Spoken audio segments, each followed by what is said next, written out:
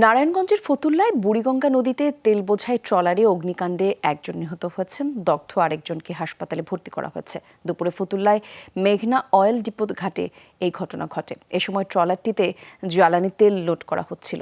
প্রাথমিকভাবে ধারণা করা হচ্ছে নৌযানটিতে রান্না করার স্থান থেকে আগুনের সূত্রপাত।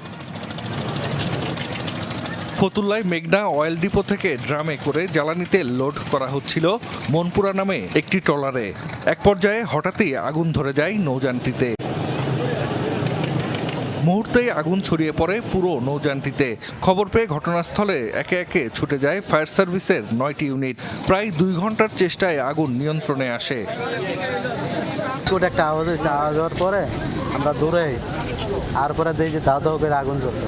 পরে আমরা ফায়ার চালাইছিলাম, চালানোর পরে যে নিয়ন্ত্রণ আনতে পারি না।